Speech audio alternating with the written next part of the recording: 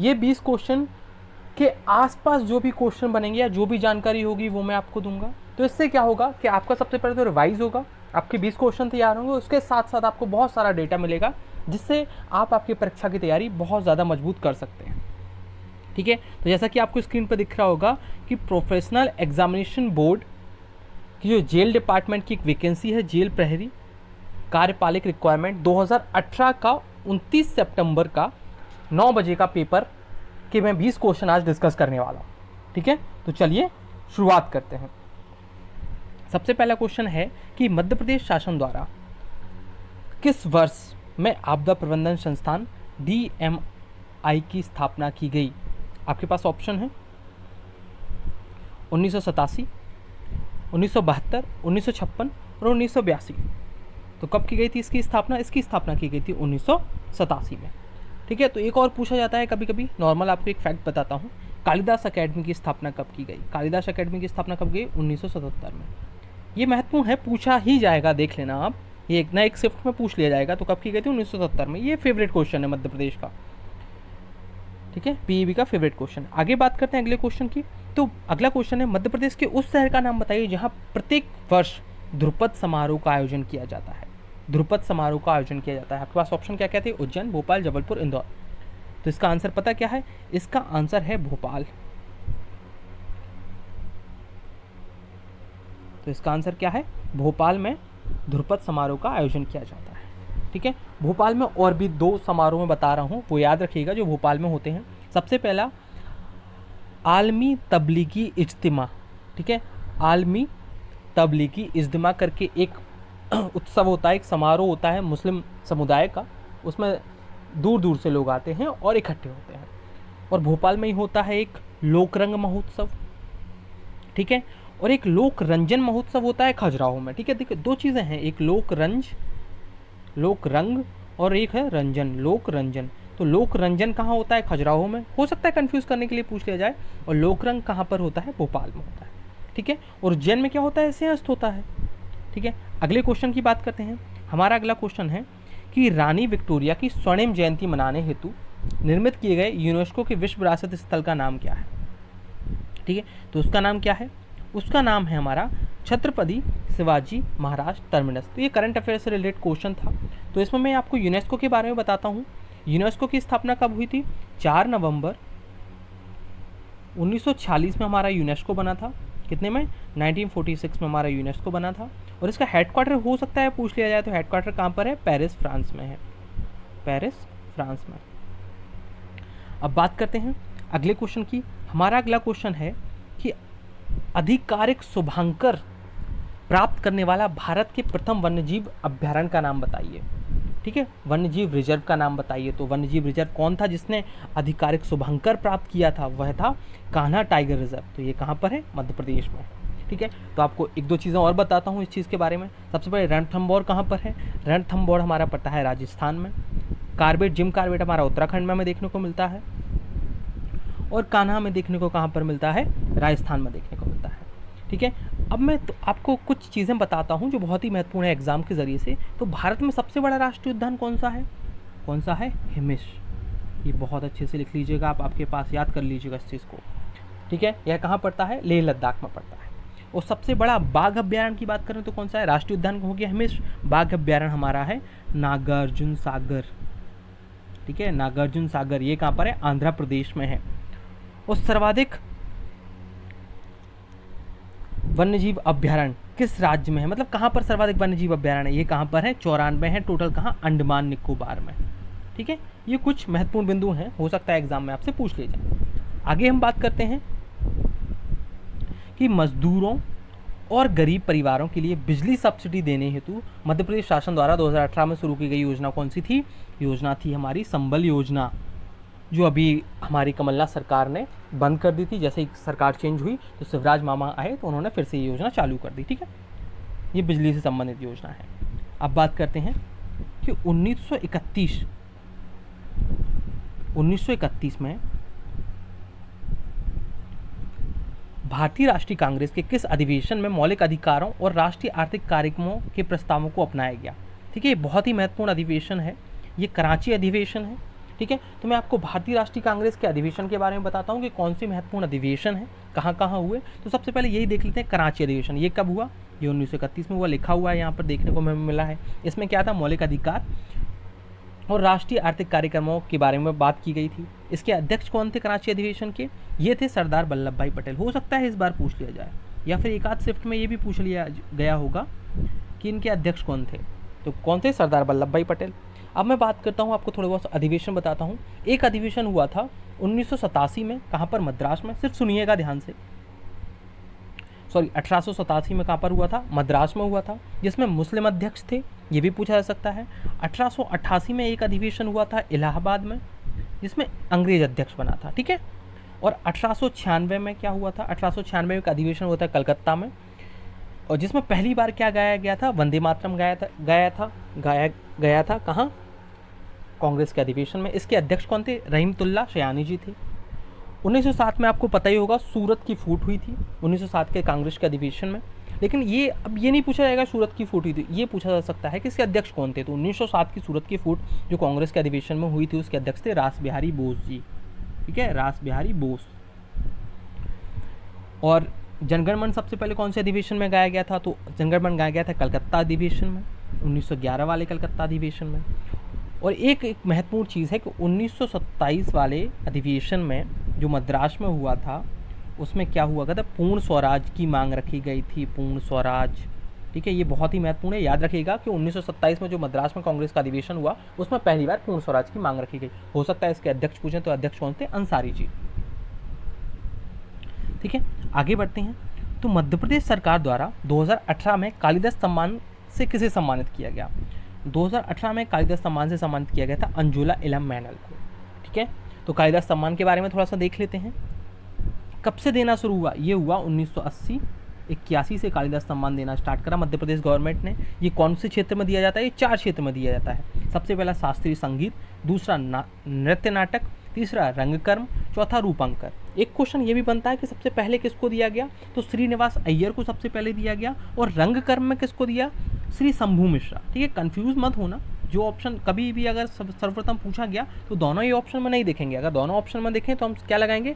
श्रीनिवास अय्यर। या फिर पूछा गया कि रंगकर्म में के क्षेत्र में कालिदास सम्मान सबसे पहले किसको दिया गया, तो ये दिया गया किसको? श्री शंभू मिश्रा जी को, ठीक है। उसमें कभी कभी पूछ लिया जाता है इसमें सम्मानित राशि कितनी मिलती है? 2 लाख रुपए मिलती है, और प्रशस्ति पट्टिका मिलती है, मतलब वही एक ट्रॉफी टाइप से मिल जाती है, ठीक है।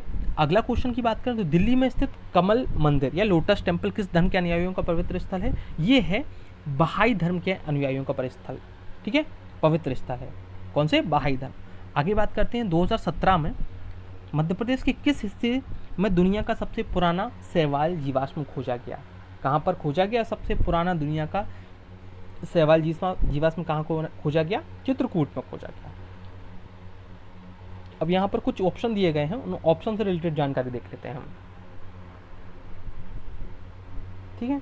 तो सबसे पहले हम देखते हैं कि पन्ना से रिलेटेड, पन्ना में क्या क्या महत्वपूर्ण है। तो सबसे पहले याद रखिएगा कि 2009 में NMDC ने यहाँ पर हीरे की खुदाई, हीरे का उत्पादन शुरू किया था। यहाँ पर अजयगढ़ का किला हमें देखने को मिलता है पन्ना में, ट्री हाउस हमें देखने को मिलता है। अगर पूछ लिया राष्ट्रीय उद्यान है पन्ना राष्ट्रीय उद्यान, आपको याद हो तो ये पन्ना राष्ट्रीय उद्यान तो कभी नहीं पूछा जाएगा, लेकिन ये पूछा जाता है किस नदी पर है, तो केन नदी पर है। ये चीज़ याद रखिएगा आप पन्ना राष्ट्रीय उद्यान के बारे में। आंवला जिला इसको कहा जाता है पन्ना को। और क्या? बलदेव का मंदिर, बलदेव भगवान जी का मंदिर कहाँ देखने को मिलता है? पन्ना में देखने को मिलता है। अब बात करते हैं टीकमगढ़ की, तो सर्वाधिक तालाबों का जिला इसको कहा जाता है। महिला CM जो मध्य प्रदेश की पहली महिला CM है उमा भारती जी, वो यहीं से हैं। पायरोजी का मंदिर जैन तीर्थ हमें यहाँ देखने को मिलता है। सबसे ज़्यादा घने वन यहाँ पर पाए जाते हैं टीकमगढ़ में। और कुंडेश्वर ज्योतिर्लिंग हमें देखने को मिलता है कहाँ पर? टीकमगढ़ में, ठीक है, कुंडेश्वर महादेव का मंदिर।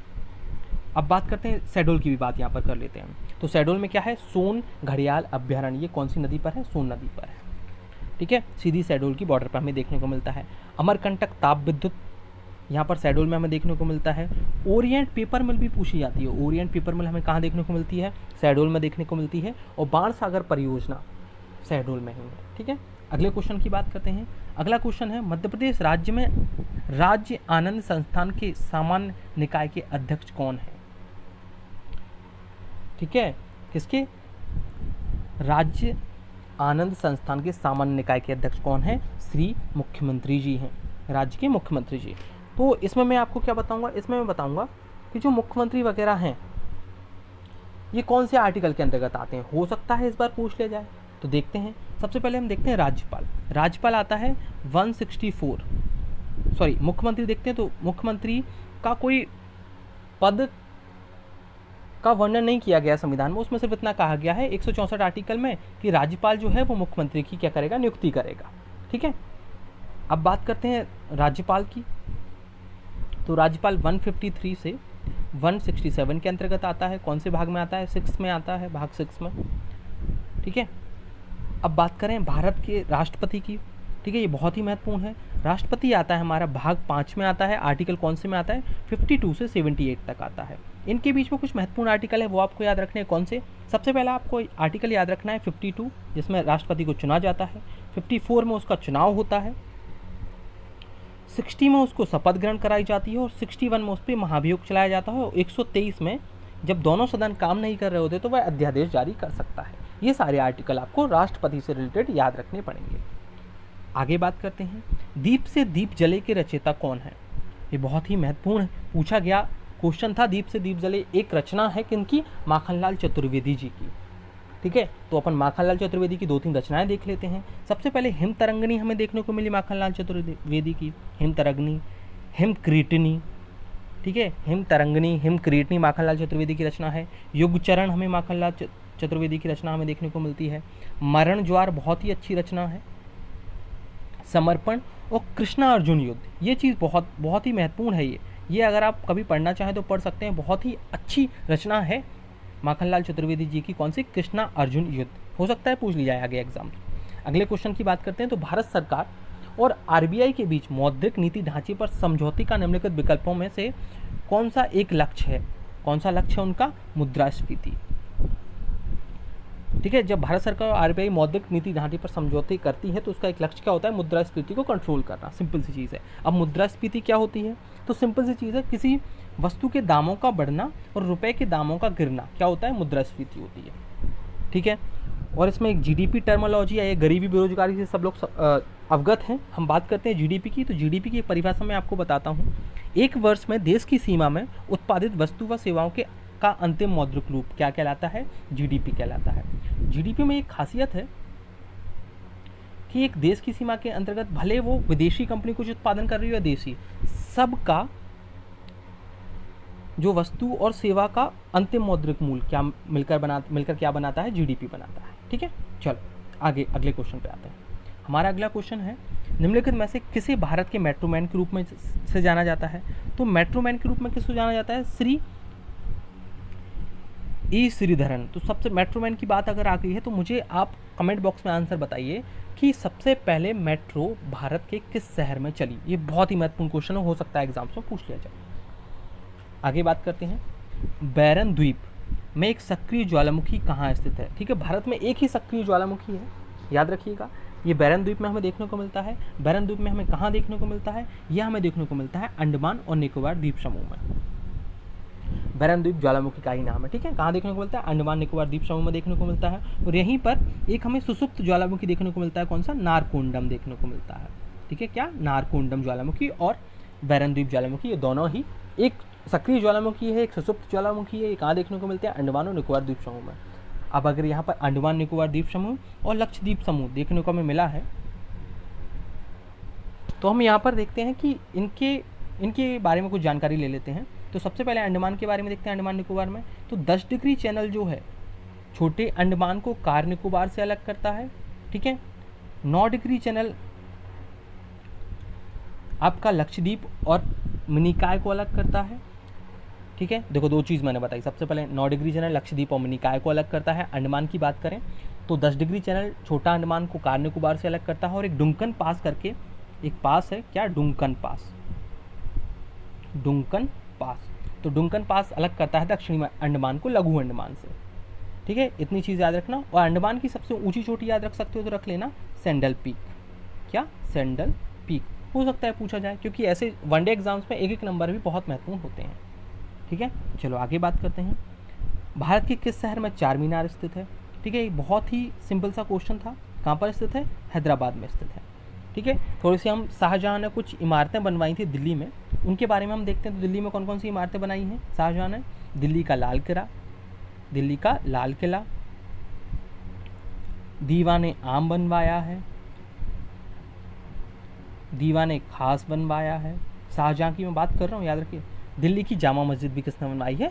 शाहजहाँ ने बनवाई है। चलिए तो फिर अगले क्वेश्चन पर चलते हैं।